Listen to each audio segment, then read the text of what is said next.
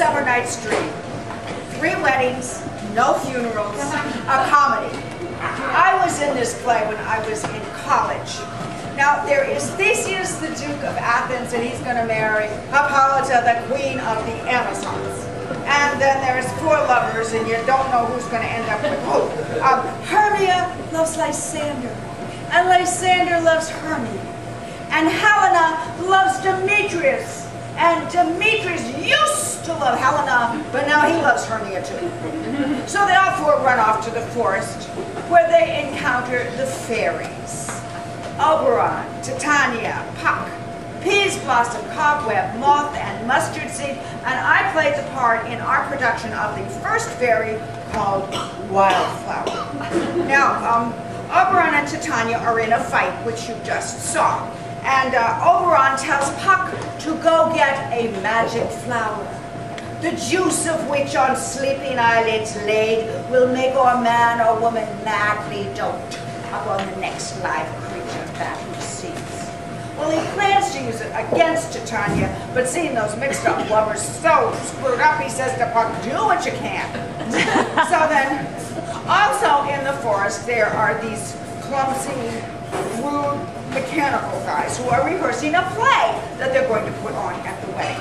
All right. So after the first rehearsal, I came ranting back to my dorm. You know who's in that play with me? That guy who played my son in The Good Woman of Setswan. He's playing Peter Quince, one of the mechanicals. Boy, is he stuck up.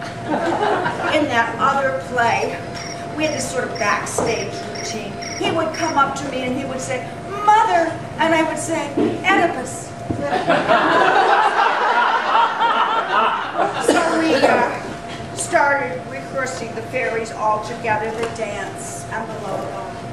And the choreographer, a malevolent modern dance instructor, concocted weird gestures for us to do. I recited, "Weaving spiders, come not here, hence you long-legged spinners, hence." "Wait," said the choreographer, and the next thing you know, she had Mustard Seed, a curvaceous blonde, lying on her back, kicking her legs in the air, being a spider, I guess.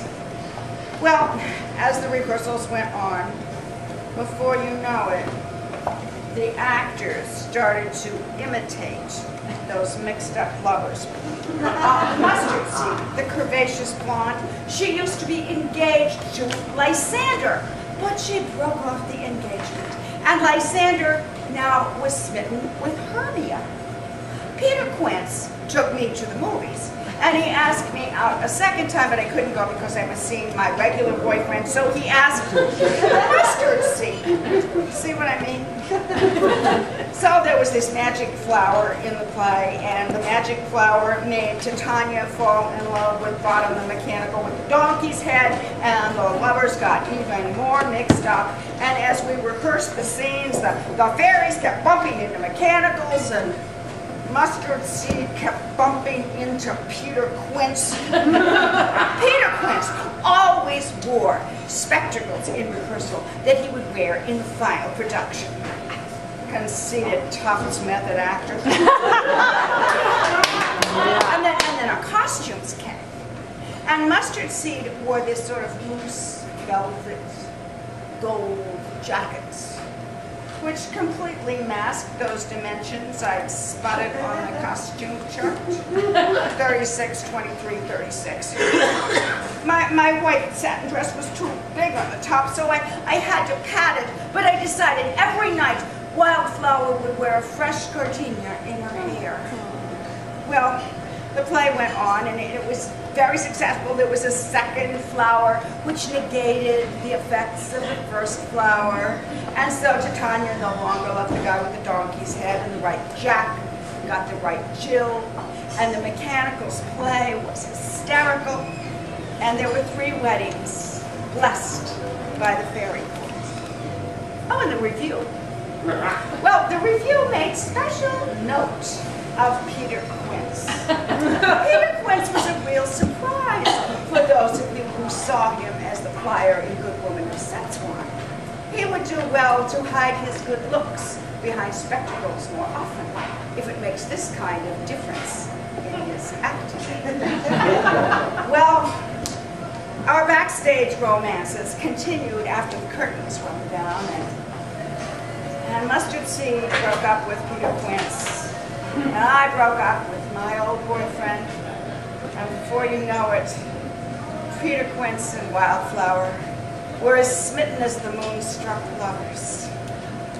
But Mustard Seed still had him ensnared in her spider's web. Hence, you long-legged spinners, hence! In real life, there is no magic flower to assure the rightful pairing. It took a Jewish psychiatrist to lift the cobwebs from his eyes and pronounce the magic words. I'll apply to your eye, gentle lover, remedy. And I imagine that Shakespeare himself is laughing in the great beyond, and those things do best please me that befall preposterously.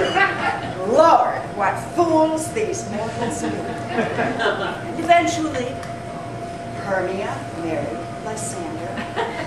Mustard Seed married a California psychiatrist. And I married Peter Quince, wearing a fresh gardenia in my hair.